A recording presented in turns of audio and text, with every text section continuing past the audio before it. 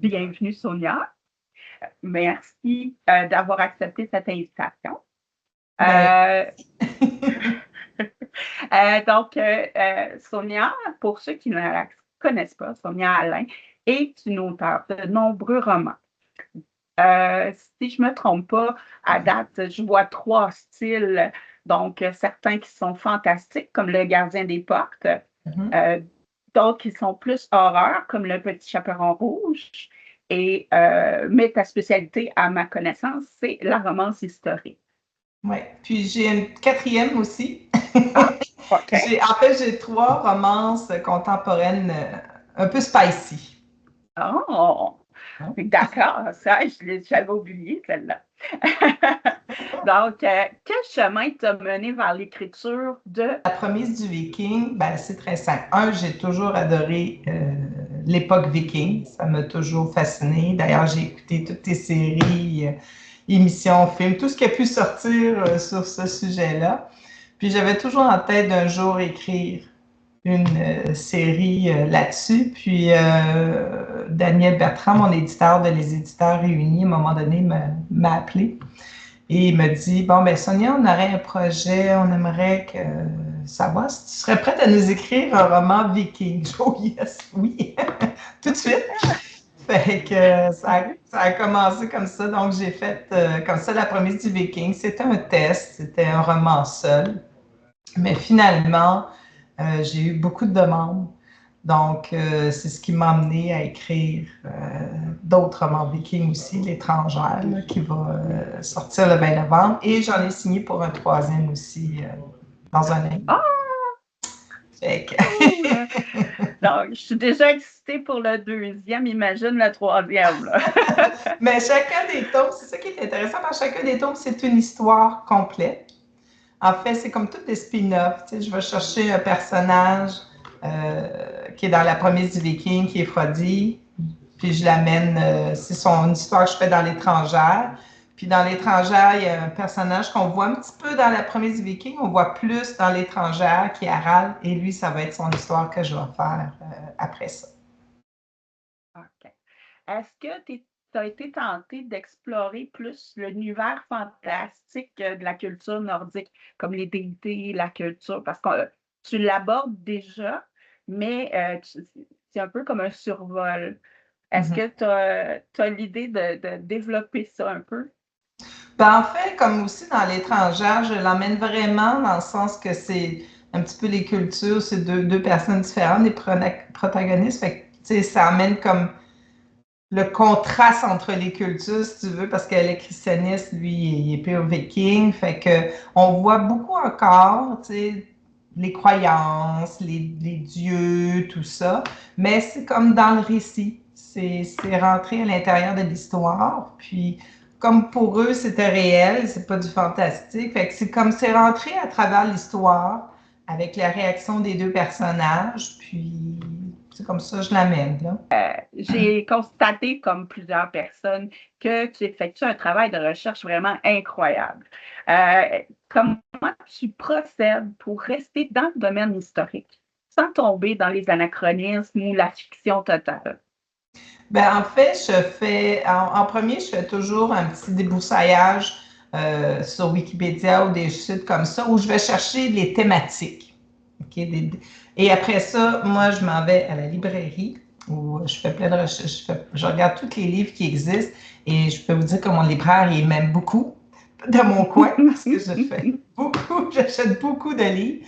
Donc, je fais beaucoup mes recherches dans des livres, soit d'historiens, d'archéologues, toutes sortes d'informations qui est pertinentes. Puis, pour être le plus exact possible. Puis, c'est pour ça aussi, comme je pense que je l'ai fait aussi dans le début de la promesse, je vais inscrire, ben, à l'époque, les Vikings ne s'appelaient pas des Vikings. Non. C'était des hommes du Nord, des Norrois.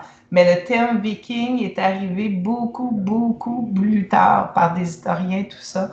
Donc, dans ce temps-là, je le dis, tu sais, OK, je continue quand même d'utiliser le mot viking parce que c'est le mot que tout le monde connaît. Mais sachez qu'à cette époque-là, ils s'appelaient pas des Vikings, tu sais. Fait que quand je vais chercher un anachronisme comme ça ou quelque chose, je l'indique au début, mais je suis toujours surprise quand je fais mes recherches parce que je découvre toujours plein de choses que c'est ce qu'on a appris, mais finalement, c'est pas nécessairement exact. Fait que, donc, je fais énormément de recherches, mais c'est ce qui me nourrit aussi pour écrire parce que ça me donne plein d'idées aussi, plein d'informations, tout. Fait que, D'ailleurs, je tiens à souligner le fait que tu mets un lexique à la fin du roman, dans la promesse du Viking, qui permet, dans le fond, de comprendre les particularités de la culture nordique et la définition de certains dieux ou des trucs qui sont reliés. Là. Donc, un gros merci pour ça, ne serait-ce que pour les personnes qui ne sont pas habituées. Moi, j'ai beaucoup aimé pour aller faire des recherches connexes. Là, je suis partie de Ah, OK, ça s'appelle comme ça, OK, mais pourquoi? Puis, c'était vraiment agréable. Une autre chose qui est agréable, c'est les combats. Dans ton roman, les combats sont rythmés, sont dynamiques. Où tu trouves l'inspiration? sous l'inspiration, je lis beaucoup, j'écoute beaucoup de reportages aussi, pas juste des films, j'écoute beaucoup, j'aime beaucoup les reportages qui vont nous parler d'époque, des batailles, et tout ça.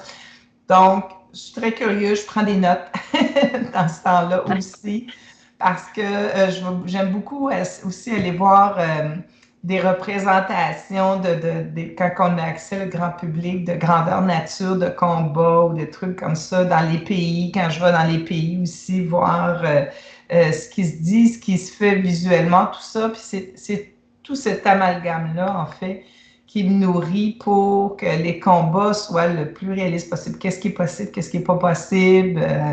Donc, puis c'est comme ça dans l'intérieur de toutes mes recherches aussi. Fait que j'essaie de faire les scènes de façon qui soit réaliste. Puis des fois, là, juste dans l'étrangère, OK? Je vais juste vous dire, maintenant, ils font un voyage en bateau. Hey, le temps que j'ai passé sur le web pour essayer de réaliser, de voir combien de temps en bateau à voile ça peut prendre de telle place à telle place, tu sais.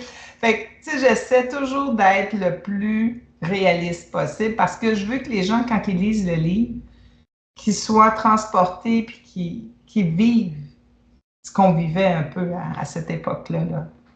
Est-ce que tu écoutes de la musique pendant ta période d'écriture? Oui. Oui, et je peux vous dire que quand j'ai commencé, je m'étais commandé plein de CD de. Tu sais, j'avais, oui, les bandes musicales de Vikings, mais plein aussi des groupes norrois, de Vikings, tout ça qui chantent. Et les premières fois que j'ai fait jouer ça sur mon ordinateur, je peux vous dire que mon conjoint disait qu'est-ce que t'écoutes? C'est quoi cette musique-là? Alors, c'est très guttural, c'est très. Fait que, mais ça me met dans l'ambiance. Fait que oui, j'écoute à chacun des livres, j'essaie toujours d'avoir de la musique en lien avec les époques. Est-ce que tu as des suggestions pour les gens qui voudraient comme une expérience augmentée en lisant le roman? Un des groupes que j'aime beaucoup, c'est Skald. Donc, Skald. Eux, je les écoutais énormément. Évidemment, les bandes annonces aussi. Mais c'est surtout Scal, puis les bandes annonces, là, pas les bandes annonces, mais les bandes musicales de films vikings ou d'émissions vikings. Dans les différents événements où tu es allé, est-ce que tu as eu des retours de personnes qui venaient justement de pays nordiques qui avaient lu ton livre? Pas de gens qui venaient de pays nordiques, mais de gens qui étaient très curieux des Vikings, qui avaient beaucoup fait des recherches aux autres ici, puis qui s'intéressaient, puis ils me disaient oui. Ça, j'ai eu des retours comme ça de personnes qui me disaient oui, c'est assez réaliste, puis on s'y retrouve bien, ou des gens qui font des grandeurs nature, puis que leur personnage, c'est des Vikings. J'ai eu plus des retours comme ça que de gens qui viennent de la Norvège ou du Danemark. Est-ce que tu as un passage préféré dans la promesse du Viking? Eh boy, bonne question. En fait, j'aime bien tout ce qui est les affrontements au début entre Aisha et Asa. Là, je suis en train de me mélanger Aisha qui est mon nouveau. Asa et Gunvar. J'aime bien la confrontation au début, les rencontres qu'elle, qui est une femme guerrière, mais que les autres ne le savent pas, puis lui, que c'est quand même ses visions de ce qu'est une femme, puis un petit peu ces confrontations-là. Donc ça, j'aime bien, c'est les passages que j'aime bien là, dans le roman. Est-ce que, bon, avec ces personnalités-là bien campées, fortes, avec une intensité émotionnelle, moi, j'ai remarqué que tu fais évoluer tes personnages dans la souffrance. Lequel personnage attire le plus ta compassion? Ouais, je te dirais Gunvar. Parce que dès le début, lui, il est pris dans cette affaire-là, puis il faut qu'il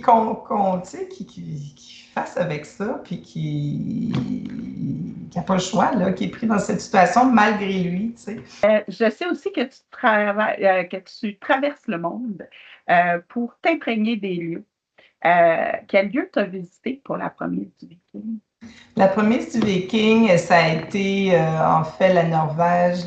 J'avais été faite toute la mer Baltique, Norvège, Danemark.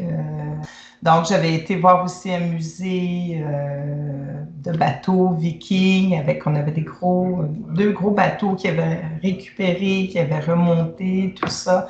Donc, ça a été vraiment ça, beaucoup, qui m'a mis un plus dans l'inspiration que j'ai beaucoup aimé parce que là, j'avais l'impression d'être sur les terres vikings. Là, donc, on le voit dans tes descriptions d'ailleurs. On se sent là-bas. Là. On peut te rencontrer aux quatre coins du Québec dans les différents salons du livre. Est-ce qu'il y a une drôle de rencontre que tu as eue dans la promotion de ce livre-là, la première du livre? oh mon Dieu. Ben, en fait, c'était pas la première fois que ça m'arrivait des rencontres comme ça, mais pour une raison que j'ignore, je n'ai toujours pas expliqué.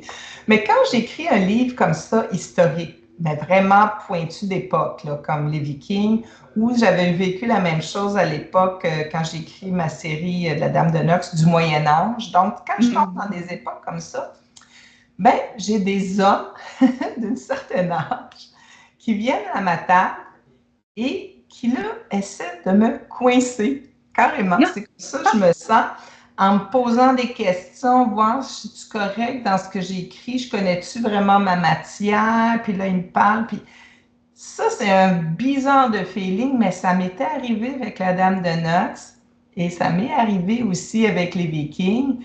Je ne sais pas si c'est parce que le Moyen Âge, les Vikings, c'est considéré plus homme ou domaine de historien ou je ne sais pas. Mais puis c'est vraiment des hommes d'un certain âge, c'est toujours des hommes qui m'arrivent à ma table, puis je me sens vraiment comme s'ils essayaient de me coincer pour voir si je connais ma matière, parce que c'est vraiment le feeling bizarre là, que ça donne. Est-ce que c'est arrivé qu'il y en a un qui t'a coincé? Oui, oui, ben ça m'est arrivé, je te dirais, deux, trois fois avec les Vikings.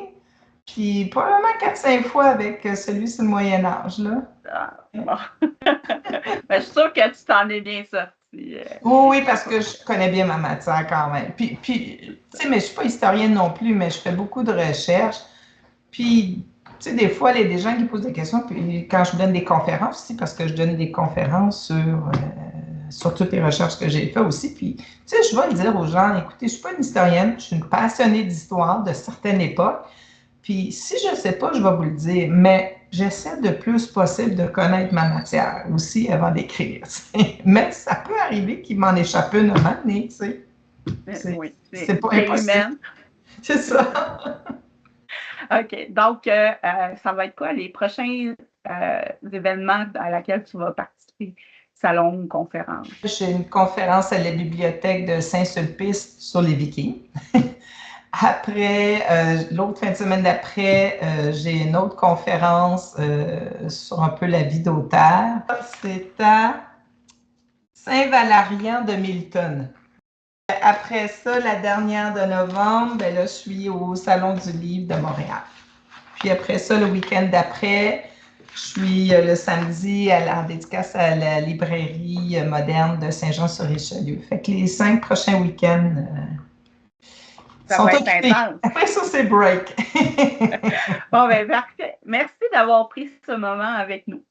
Et je vais dire à tout le monde qui nous ont écoutés aujourd'hui, ainsi soit-il. Donc, on se revoit avec plaisir sous peu après la lecture de L'étrangère. J'ai très, très hâte.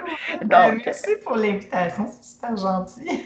ça me fait plaisir. On se retrouve autour d'un chaudron avec plaisir bientôt. Et merci, au revoir. Bye bye.